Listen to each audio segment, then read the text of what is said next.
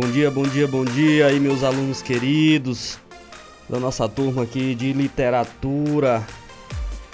Vamos lá, hoje nós vamos aí conhecer um pouco sobre Fernando Pessoa, esse grande poeta.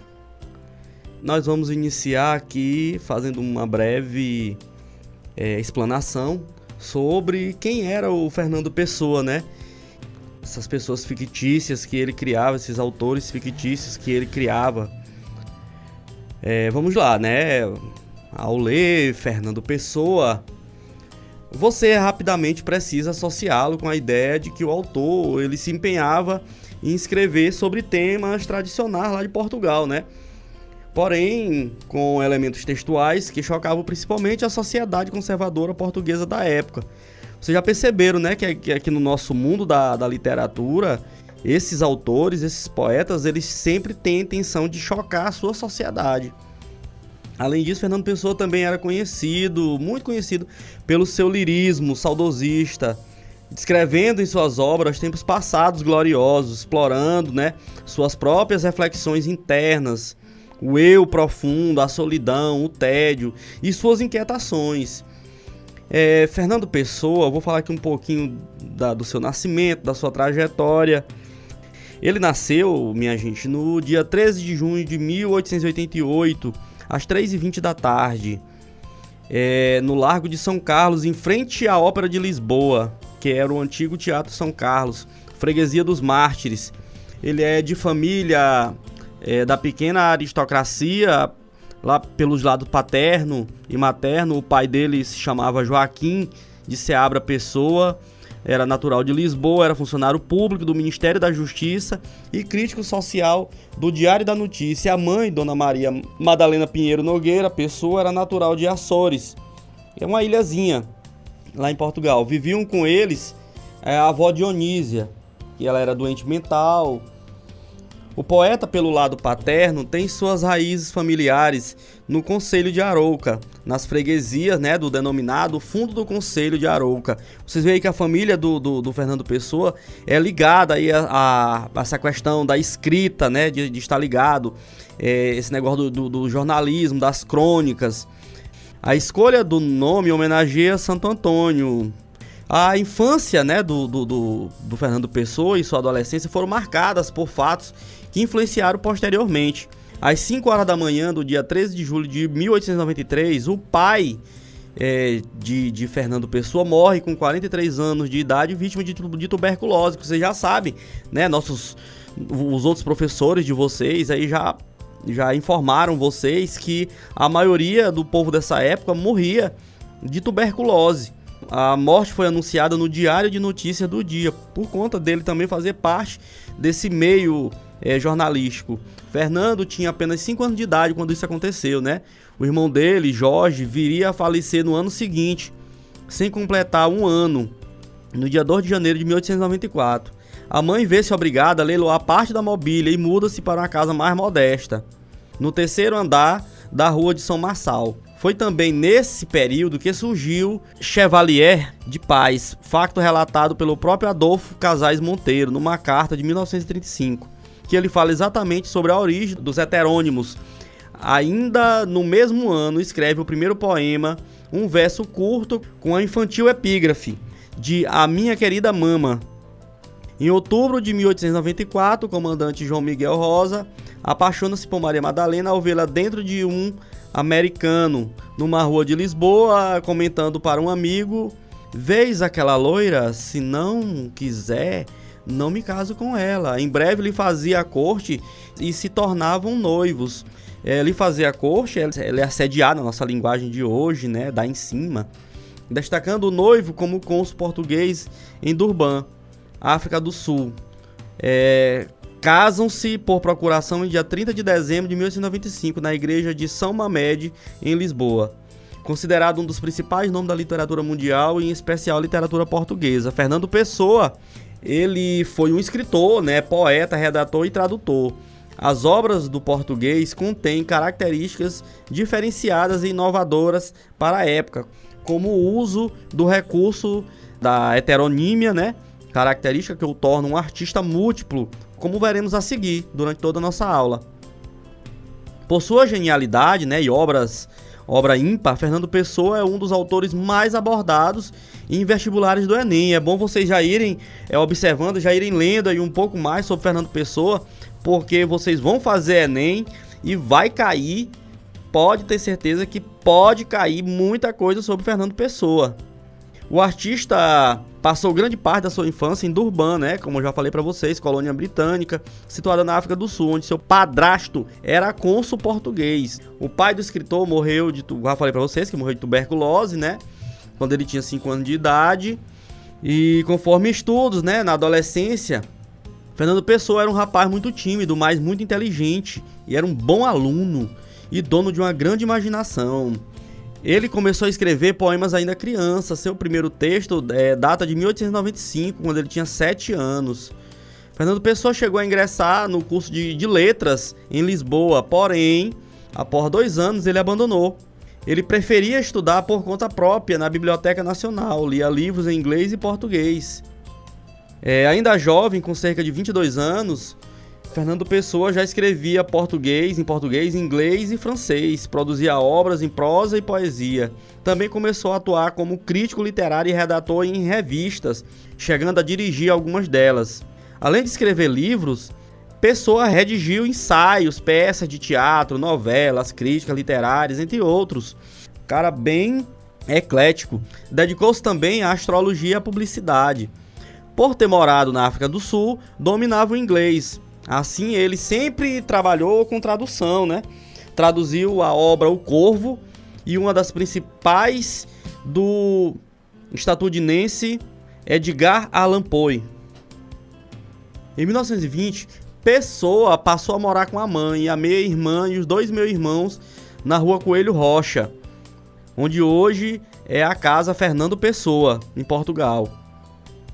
A família do português considerava-o afetuoso e amável, mas muito reservado. Estudos indicam que ele teve uma vida discreta e livre, em especial de horários. E o Fernando Pessoa, outra característica dele, gente, ele era bem bipolar. Fernando Pessoa deixou como legado mais de 25 mil folhas escritas, as quais estão guardadas na Biblioteca Nacional de Portugal. Entre suas redações encontram-se poesias, peças de teatro, contos, ensaios filosóficos, críticas literárias, traduções, teorias linguísticas, textos políticos, cartas astrológicas e entre outras. Em uma das suas citações, vale lembrar, né, que ele diz que tudo vale a pena se a alma não é pequena. Fernando Pessoa, gente, morreu aos 47 anos, né, no dia 30 de novembro de 1935. Isso aqui eu vou deixar para o nosso professor, o Jefferson, falar um pouco sobre isso. Fernando Pessoa dedicou também grande parte dos seus 47 anos de vida à sua carreira de escritor, né? Segundo ele, ser poeta e escritor não era uma profissão, mas sim uma vocação. Fernando Pessoa era considerado modernista, uma vez que foi um dos escritores que iniciaram o movimento em Portugal, ao lado de nomes como Almada Negreiros, Mário de Sá Carneiro, Luís Montalvô e Ronald de Carvalho. O escritor ajudou a fundar a revista Orfeu, responsável por divulgar as ideias modernistas em Portugal e também aqui no Brasil. Fernando Pessoa gostava, gente, de fazer reflexões sobre identidade, verdade e o existencialismo. Algumas de suas poesias tinham muita característica nacionalista, né? Eu vou só mencionar aqui, rapidinho, algumas das principais obras de Fernando Pessoa. O livro do Desassossego, né, que era considerada a obra do escritor que mais se assemelha a um romance. Mensagem, né, formado por 44 poemas, é o único livro de Pessoa publicado em vida. Ele foi escrito em 1934, já em português. Poemas completos de Alberto Caeiro, que é a coletânea de obras de Caeiro, um dos principais heterônimos mais famosos de Pessoa, ao lado de Álvaro Campos e Ricardo Reis. Em poesias, contém vários poemas bastante conhecidos, entre os quais se destacam Tabacaria, Poema em Linha Reta, Ode Marítima, Autopsicografia, Aniversário, Todas as Cartas de Amor e Não Sei Quantas Almas Tenho.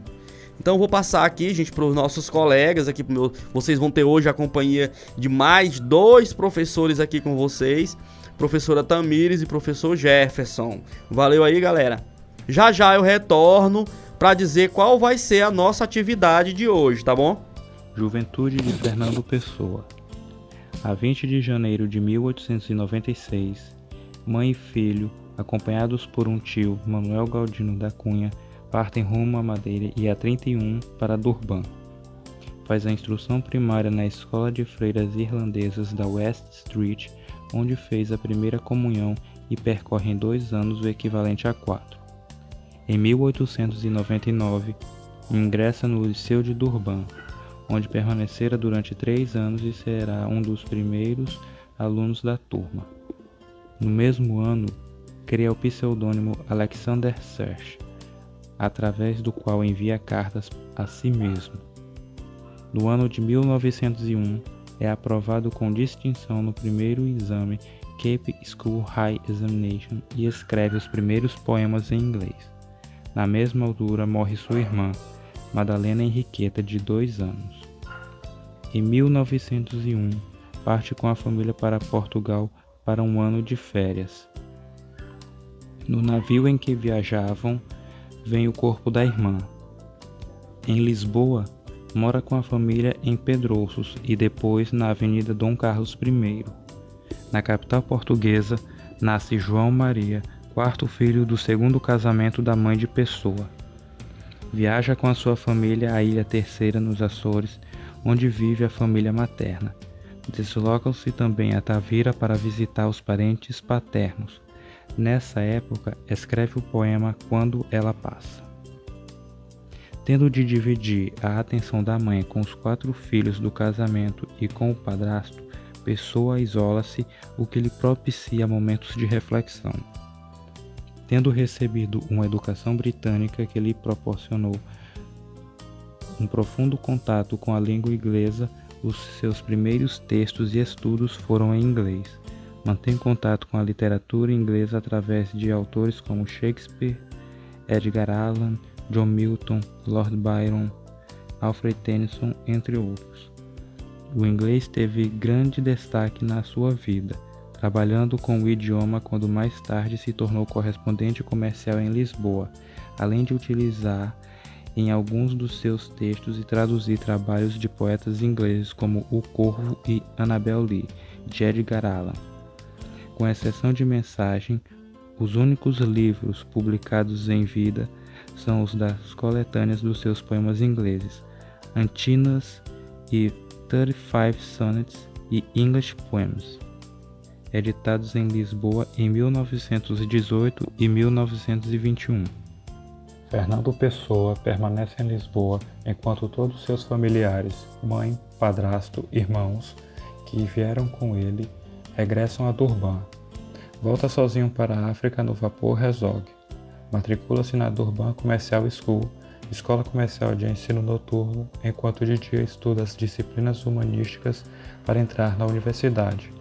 Nesse período, tenta escrever contos em inglês, alguns dos quais com o pseudônimo de David Merrick, que deixa inacabados. Em 1903, candidata-se à Universidade do Cabo de Boa Esperança. Na prova de exame de admissão não obtém boa classificação, mas tira a melhor nota entre os 899 candidatos no ensaio de estilo inglês. Recebe por isso o Queen Victoria Memorial Prize. Um ano depois, ingressa novamente na Durban High School, onde frequenta o equivalente a um primeiro ano universitário. Aprofunda a sua cultura lendo clássicos ingleses e latinos. Escreve poesia e prosa em inglês, surgem dos heterônimos Charles Robert, HMF Letcher. Nasce a sua irmã Maria Clara. Publica no Jornal do Liceu um ensaio crítico intitulado Macaulay.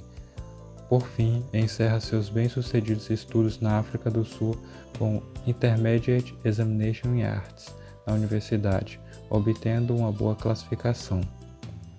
Regresso definitivo a Portugal e o início de carreira. Deixando a família em Durban, regressa definitivamente à capital portuguesa sozinho em 1905. Passa a viver com a avó Dionísia e as 2 tias na rua Bela Vista. A mãe e o padrasto regressam também a Lisboa, durante um período de férias de 1 ano em que Pessoa volta a morar com eles. Continua a produção de poemas em inglês e em 1906 matricula-se no curso superior de letras, que abandona sem sequer completar o primeiro ano. É nesta época que entra em contato com importantes escritores e jornalistas portugueses. Interessa-se pela obra de Cesário Verde e pelos sermões do padre Antônio Vieira. Em agosto de 1907, morre a sua avó Dionísia, deixando-lhe uma pequena herança com a qual monta uma pequena tipografia na Rua da Conceição da Glória, sob o nome de Empresa Ibis Tipográfica e Editora, que rapidamente vai à falência.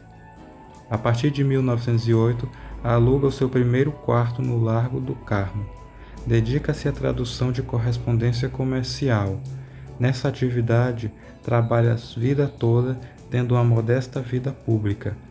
Neste período, inicia a colaboração com o publicista José Portugal, com artigos de crítica literária e dramática. Inicia sua atividade de ensaísta e crítico literário com o artigo A Nova Poesia Portuguesa, sociologicamente considerada, a que se seguiriam reincidindo, e A Nova Poesia Portuguesa no seu aspecto psicológico, publicados em 1912 pela revista A Águia, órgão da Renascença Portuguesa. Frequenta a tertúlia literária que se formou em torno do tio adotivo, o poeta general aposentado Henrique Rosa, no Café A Brasileira, no Largo do Chiado, em Lisboa. Mais tarde, já nos anos 20, o seu café preferido seria o Martinho da Arcada, na Praça do Comércio, onde escrevia e se encontrava com amigos e escritores. Em 1915, participou na revista literária Orfeu, a qual lançou o movimento modernista em Portugal, causando algum escândalo e muita controvérsia. Essa revista publicou apenas 2 números, nos quais Pessoa publicou em seu nome, bem como com o heterônimo Álvares de Campos. No segundo número da Orfeu, Pessoa assume a direção da revista juntamente com Mário de Sá Carneiro. Em outubro de 1924, juntamente com o artista plástico Rui Vaz, Fernando Pessoa lançou a revista Atena, na qual fixou o drama em gente dos seus heterônimos, publicando poesias de Ricardo Reis, Álvaro de Campos e Alberto Caeiro, bem como do ortônimo Fernando Pessoa. No número 3 da revista Sudoeste, Cadernos da Almada Negreiros, de novembro de 1935, mês da sua morte, encontra-se um breve artigo da sua autoria intitulado Nós, os de Orfeu, e o poema Conselho. Morte de Fernando Pessoa. Fernando Pessoa foi internado no dia 29 de novembro de 1935 no Hospital de São Luís dos Franceses, em Lisboa, com diagnóstico de cólica hepática causada por cálculo biliar associado à cirrose hepática, diagnóstico que é hoje contestado por estudos médicos. Embora o excessivo consumo de álcool ao longo de sua vida seja consensualmente considerado como um importante fator causal, segundo um desses estudos, Pessoa não revelava alguns dos sintomas mais típicos de cirrose hepática, tendo provavelmente sido vítima de uma pancreatite aguda. Morreu no dia 30 de novembro pelas 20 horas, com 47 anos de idade. No dia anterior, tinha escrito a sua última frase em inglês: I know not what tomorrow will bring. Não sei o que o amanhã trará. O funeral realizou-se 2 de dezembro no Cemitério dos Prazeres. Legado. Pode-se dizer que a vida do poeta foi dedicada a criar e que de tanto criar criou outras vidas através dos seus heterônimos, o que foi a sua principal característica e o motivo de interesse pela sua pessoa aparentemente muito pacata. Alguns críticos questionam se Pessoa realmente teria transparecido seu verdadeiro eu, ou se tudo não teria passado de um produto entre tantos de sua vasta criação. Ao tratar de temas subjetivos e usar a heteronímia, torna-se enigmático ao extremo. Esse fato é o que move grande parte das buscas para estudar a sua obra. O poeta e crítico brasileiro Frederico Barbosa declara que Fernando Pessoa foi o enigma em pessoa. Escreveu sempre desde o primeiro poema aos 7 anos até o leito de morte. Importava-se com a intelectualidade do homem e pode-se dizer que sua vida foi constantemente divulgação da língua portuguesa. Nas próprias palavras do heterônimo Bernardo Soares, a minha pátria é a língua portuguesa. O mesmo empenho é patente nesta carta. Agora, tendo visto tudo e sentido tudo, tenho o dever de me fechar em casa, no meu espírito, e trabalhar, quanto possa e em tudo quanto possa para o progresso da civilização e o alargamento da consciência da humanidade. Considera-se que a grande criação estética de Pessoa foi a invenção heteronímica que atravessa toda a sua obra. Os heterônimos, diferente dos pseudônimos, são personalidades poéticas completas. Identidades que, em princípio falsas, se tornam verdadeiras através da sua manifestação artística própria e diversa do autor original. Entre os heterônimos, o próprio Fernando Pessoa passou a ser chamado ortônimo, porquanto era a personalidade original. Entretanto, com o amadurecimento de cada uma das outras personalidades, o próprio ortônimo tornou-se apenas mais um heterônimo entre outros. Os 3 heterônimos mais conhecidos e também aqueles com maior obra poética foram Álvaro de Campos, Ricardo Reis e Alberto Caeiro. Um quarto heterônimo de grande importância na obra de Pessoa é Bernardo Soares, autor do livro Desassossego, importante obra literária do século XX. Bernardo é considerado um semi-heterônimo por ter muitas semelhanças com Fernando Pessoa e não possuir uma personalidade muito característica, ao contrário dos 3 primeiros, que possui até mesmo data de nascimento e morte, exceção para Ricardo Reis, que não possui data de falecimento. Por esta razão, José Saramago, laureado com o Prêmio Nobel, escreveu o livro O Ano da Morte de Ricardo Reis. Através dos heterônimos, Pessoa conduziu uma profunda reflexão sobre a relação entre verdade, existência e identidade. Este último fator possui grande notabilidade na famosa misteriosidade do poeta. Como é tal falta de gente coexistível como há hoje, que pode um homem de sensibilidade fazer se não inventar os seus amigos ou, quando menos, os seus companheiros de espírito? Fernando Pessoa. Diversos estudiosos de Pessoa procuraram enumerar seus pseudônimos, heterônimos, semi-heterônimos, personagens fictícios e poetas mediúnicos. Em 1966, a portuguesa Teresa Rita Lopes fez o primeiro levantamento com 18 nomes. Antônio Pina Coelho, também português, elevou em seguida a relação para 21. A mesma Teresa Rita Lopes apresentou um levantamento mais detalhado em 1990, chegando a 72 nomes. Em 2009, o holandês Michael Stoker chegou a 83 heterônimos. Mais recentemente, o brasileiro José Paulo Cavalcante Filho, utilizando o critério mais amplo, apresentou uma lista com 127 nomes. Bom dia, turma. Irei falar sobre os heterônimos de Fernando Pessoa. O perfil heteronômico de Fernando Pessoa, um dos maiores escritores da literatura em língua portuguesa, não se trata apenas de meros pseudônimos, mas sim do fenômeno relacionado com vários desdobramentos do eu poético, transformando-se em outros eus, todos dotados de biografia, produção e visão ideológica própria.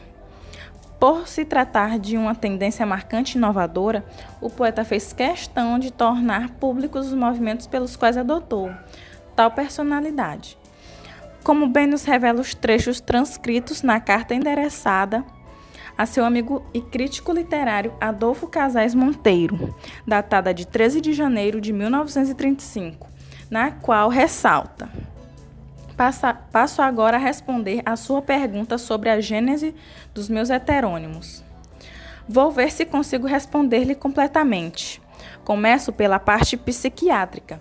A origem dos meus heterônimos é o fundo traço de histeria que existe em mim. Não sei se sou simplesmente histérico, se sou mais propriamente um histero-neurastênico. Tendo para esta segunda hipótese, porque há em mim fenômenos de abulia, que a histeria, propriamente dita, não enquadra no registro dos seus sintomas. Seja como for, a origem mental dos meus heterônimos está na minha tendência orgânica e constante para a despersonalização e para a simulação. Os heterônimos criados por esse ilustríssimo autor foram Alberto Caeiro, Álvaro Campos, Ricardo Reis e Bernardo Soares. Estudos apontam que tal fato encontra-se arraigado ao contexto histórico que desmarcava o solo lusitano, caracterizado pelo clima de instabilidade interna. Convivendo em meio a sucessivas greves associadas à eclosão da Primeira Guerra Mundial e à necessidade de defender as colônias ultramarinas, o povo português manifestou seu profundo sentimentalismo, marcado pelo saudosismo, em decorrência da lembrança das antigas glórias marítimas e pela lamentação, pelo desconcerto que dominou o país após o desaparecimento de Dom Sebastião. Esses fatores contribuíram para a manifestação da pluralidade existente na personalidade de Fernando Pessoa, ao revelar os múltiplos aspectos dos quais se perfaz o mundo moderno. Ao partirmos desse pressuposto, entendemos que os heterônimos figuravam-se como verdadeiras máscaras, subsídios utilizados pelo poeta com o objetivo de se esconder, para só assim se revelar. Em uma tentativa de investigar a realidade misteriosa e a consequente relação com o indivíduo que a insere. Os heterônimos de Fernando Pessoa são personalidades criadas por ele próprio e que assinam cada qual as suas obras. Para tanto, esses escritores têm biografia e estilo particular. Estudos indicam que Fernando Pessoa assinou textos com cerca de 70 nomes diferentes. Há quem considere que todos eles são heterônimos de Pessoa.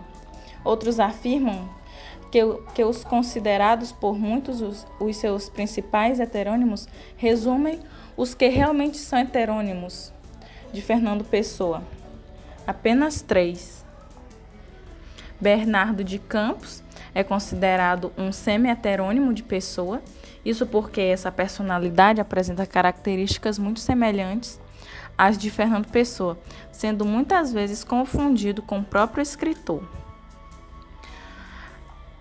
Alberto Caeiro nasceu em Lisboa, é o mestre dos heterônimos, tendo como discípulos Ricardo Reis e Álvaro Campos.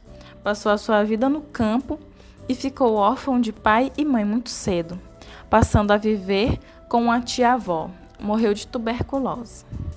Apesar da data indicada para o seu falecimento, há registro de poemas de Alberto Caeiro do ano de 1919. Lembrando que ele viveu de 1889 a 1915. As características do seu estilo. Caeiro valoriza a simplicidade e demonstra o seu gosto pela natureza. Para ele, mais importante do que passar é sentir, delegando todo o conhecimento à experiência sensorial. A linguagem da sua poesia é simples, afinal, Caeiro não estudou além da escola primária. Agora irei recitar 2 poemas de Alberto Caeiro. O primeiro é: Se depois de eu morrer quiserem escrever a minha biografia, não há nada mais simples. Tem só 2 datas, a da minha nascença e da minha morte. Entre uma e outra, todos os dias são meus. Sou fácil de definir, vi como um danado. Amei as coisas sem sentimentalidade nenhuma. Nunca tive um desejo que não pudesse realizar, porque nunca ceguei. Mesmo ouvir nunca foi para mim, senão um acompanhamento de ver. Compreendi que as coisas são reais e todas diferentes uma das outras. Compreendi isto com os olhos, nunca com o pensamento. Compreender isto com o pensamento seria achá-las todas iguais. Um dia deu-me o sono como a qualquer criança. Fechei os olhos e dormi. Além disso, fui o único poeta da natureza. Agora irei ler o segundo poema. Sou um guardador de rebanhos. Sou um guardador de rebanhos. O rebanho é os meus pensamentos, e os meus pensamentos são todos sensações. Penso com os olhos e com os ouvidos, e com as mãos e os pés, e com o nariz e a boca. Pensar numa flor é vê-la e cheirá-la, e comer um fruto é saber-lhe o sentido. Por isso, quando num dia de calor me sinto triste de gozá-lo tanto, e me deito ao comprido na erva, e fecho os olhos quentes, sinto todo o meu corpo deitado na realidade. Sei da verdade e sou feliz. Ricardo Reis nasceu em 1887 no Porto, não sendo conhecido a data da sua morte.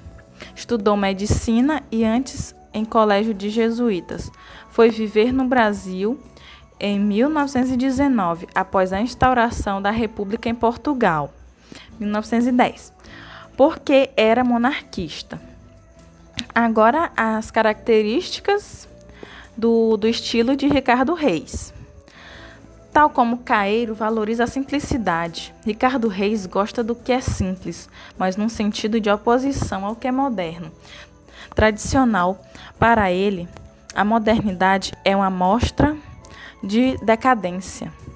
Sua linguagem é clássica e seu vocabulário erudito. Agora recitarei 2 poemas de Ricardo Reis. O primeiro poema. Segue o teu destino, rega as tuas plantas, ama as tuas rosas, o resto é a sombra de árvores alheias. A realidade sempre é mais ou menos do que nós queremos. Nós somos sempre iguais a nós próprios.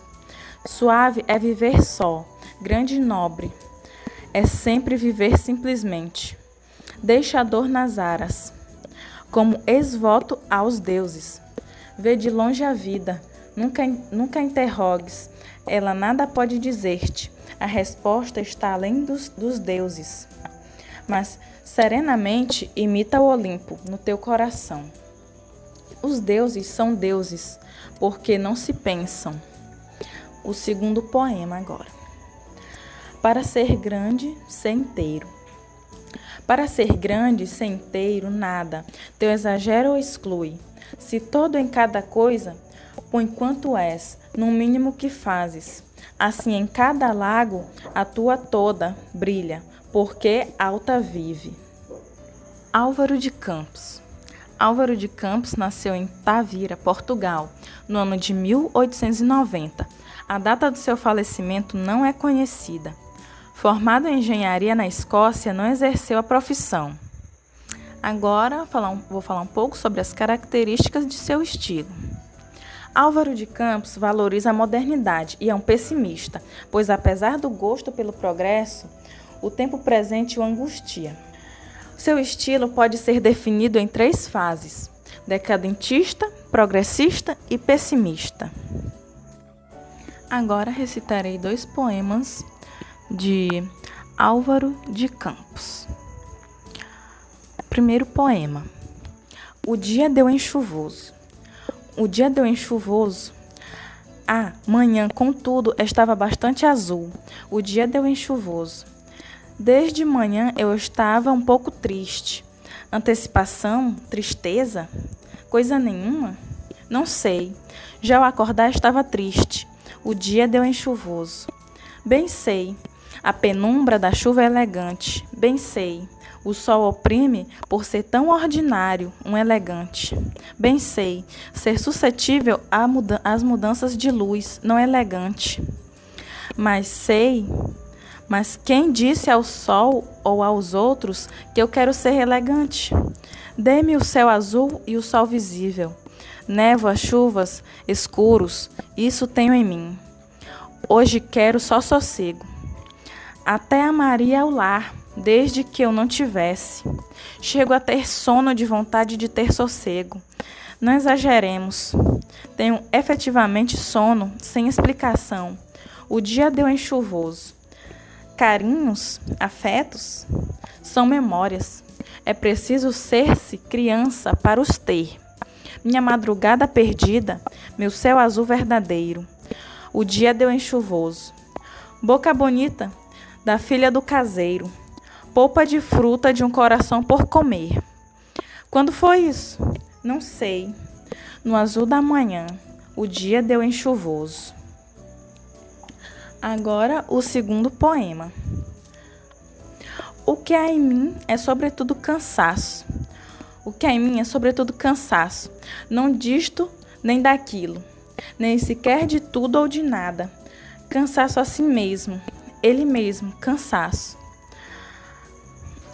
A subtileza das sensações inúteis, as paixões violentas por coisa nenhuma, os amores intensos por o suposto alguém, essas coisas todas, essas e o que faz falta nelas eternamente. Tudo isso faz um cansaço, este cansaço. Há sem dúvida quem ame o infinito, há sem dúvida quem deseja o impossível, há sem dúvida quem não queira nada. Há 3 tipos de idealistas e eu nenhum deles, porque eu amo infinitamente o infinito, porque eu desejo impossivelmente o possível, porque eu quero tudo, ou um pouco mais, se puder ser, ou até se não puder ser. E o resultado? Para eles, a vida, vivida ou sonhada. Para eles, o sonho sonhado ou vivido. Para eles, a média entre tudo e nada. Isto é, isto. Para mim, só um grande, um profundo e com que felicidade infecundo, cansaço. Um supremíssimo cansaço. Íssimo, cansaço. Agora uma curiosidade. Estudos recentes feitos pelo brasileiro José Paulo Cavalcante Filho, membro da Academia Pernambucana de Letras, apontam a existência de 127 pseudônimos, heterônimos, semi-heterônimos, personagens fictícias e poetas mediúnicos. Voltando aqui, meus queridos alunos, agora nós chegamos à hora da nossa atividade. Ouvimos aí a explanação do assunto com os nossos professores Jefferson, Santana e Tamires, professora Tamires, e agora nós vamos para a parte da atividade que vocês vão preparar para nos devolver. Vocês vão gravar um áudio fazendo uma análise sobre os heterônimos de Fernando Pessoa na visão de vocês, tá certo? Gravem, nos enviem, que nós vamos fazer a audição e posteriormente nós vamos retornar com as nossas considerações. Valeu? Muito obrigado e até a próxima aula.